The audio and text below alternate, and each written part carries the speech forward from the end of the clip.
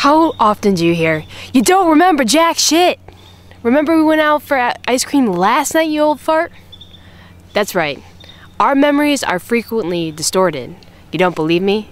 Just try to recall the last song that you listened to, or what you ate for dinner last night.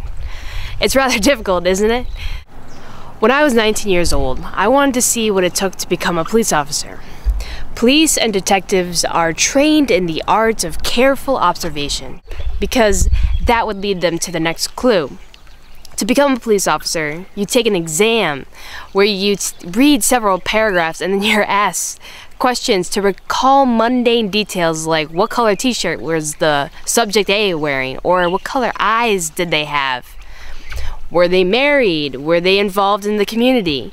These details can be important if you are a detective, or if you're trying to pinpoint a perp that pickpocketed you from a lineup. About 75,000 lineups happen a year, and 20 to 25% of the time, witnesses confidently pick a person out of a lineup that police know are innocent.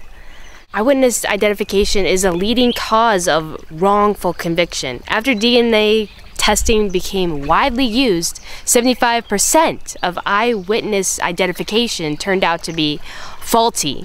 That's preposterous. Say it ain't so. It's true. For more information, check out the Innocence Project at theinnocenceproject.com.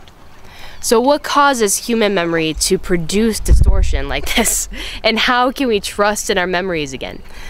The traditional view of memory is that our memories are recording our everyday life like they're home videos that are saved on a hard drive that we can just conveniently recall fully and automatically replay them. We think if we can't recall them right away, we think that the memories are repressed or forgotten or faded away.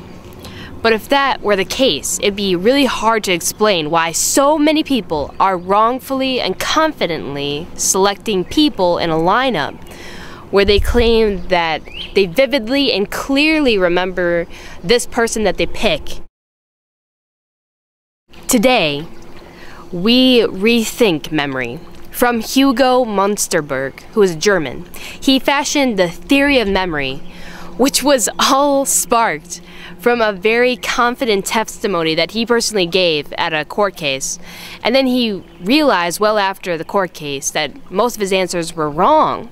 Hugo was a Harvard professor, and he believed that none of us can retain in memory the vast amount of details that we're confronted with and every moment in our lives, that our memory isn't perfect just because there's just so much going on all around us all the time. Because there's so much to absorb all the time, our mind employs techniques to fill in the inevitable gaps.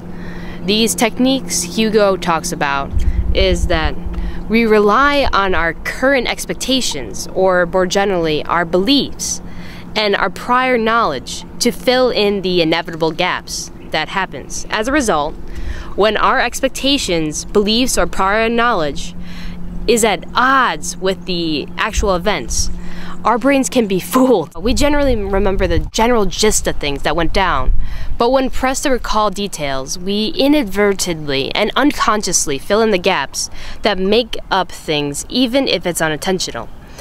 And surprisingly enough, we tend to believe in the memories that we make up.